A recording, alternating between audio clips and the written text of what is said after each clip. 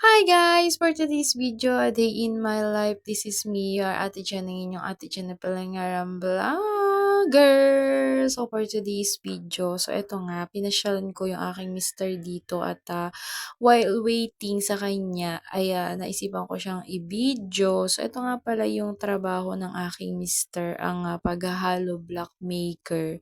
So hindi ko alam kung ilang taon na siya dito pero parang siguro kung mga nasa 10 na, parang gano'n o isang dekada na. So, nakilala ko siya dito rin mismo sa Hollow Blacan na ito, o hindi pa ganito yung itsura ng Hollow Blacan nila nun. Pero dito ko siya nakilala kasi katrabaho niya yung aking pinsan. So, dito nagsimula ang aming love story, oh, 'di ba? So, parang ang ganda photoshoot ng kasal dito kasi nga dito kami nagkakilala. Ay, charot! So, ayan na nga ni, so proud nga pala ako sa aking mister kasi kung wala siya, wala rin ang mga hollow block ng bahay niyo, oh, 'di ba? Charot! Parang siya lang yung nag-iisang hollow block. Basta nakaka-proud lang din yung mga ganitong trabaho, yung alam mong ang hirap ng mga trabaho nila pero nagtitiis sila, 'di ba? So, kung wala sila, wala din yung mga gamit na materyales sa mga paggawa ng bahay, 'di ba? So, kaya love natin sila, yung mga construction worker, como sasabihin ng iba is madumi daw, mabaho daw, mga gano'n. May naririnig ako ng mga gano'n. Kaya, 'wag natin silang pabayaan at 'wag natin silang alipusta. Alam niyo na 'yon, kasi kung wala sila, wala rin yung mga tao na gagawa ng mga bahay natin, 'di ba? So, kung wala yung mga tao na minamaliit nila kasi sila yung iba kasi alam niyo hindi naman pare-parehas. So, kung kayo nakapag-aral kayo, maganda yung trabaho niyo, so magpasalamat kayo at magpasalamat din kayo sa mga maliliit na tao na ganito. Although sasabihin nila wala daw ngang natapos, ganan-ganan. Ay kung may natapos sila, eh, pare-parehas ng mga halimbawa mga engineer, sino yung gagawa ng bahay, 'di ba?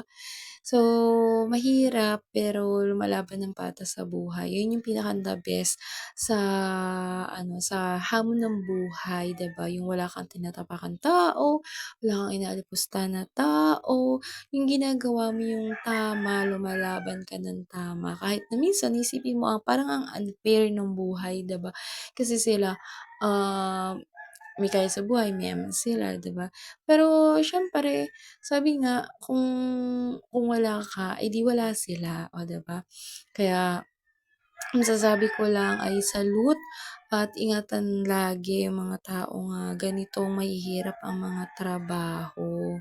So, kung wala sila, sabi ko nga sa inyo, wala rin yung mga gagamitin natin na mga pang-construction sa ating mga bahay. Wala rin yung mga building na nagtataasan at nagagandahan. O, 'di ba?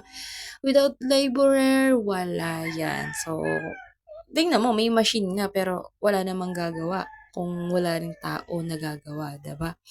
So, anong saysay ng mga machine kung walang mag-o-operator? Kahit sabihin natin na hindi na ganyan ang pagkakagawa ng hollow block kasi parang meron ng yung titimplahin na lang. O, sino maglalagay dun ng semento? Sino maglalagay dun ng ng hollow block? Ay, ng semento, ng graba, 'di ba? So, kailangan din ng mga tao. So, ayun lang. Thank you for watching and have a nice day. So, once again, this is me, your Ate Jen, ang inyong Ate Jen na Pilingaram Vlogger. So, sa mga hindi pa nakasubscribe at willing lang naman na manood sa aking mga nakakagulong mga video-videohan sa A Day in My Life, please follow, like, comment, and share. And don't forget to subscribe na rin para naman updated ka sa aking mga YouTube videos. O, 'di ba? Kahit hindi mo alam kung ano ba yung patutunguhan. Kung ako baga ay dancer, kung ako baga ay buhay nanay. O, thank you!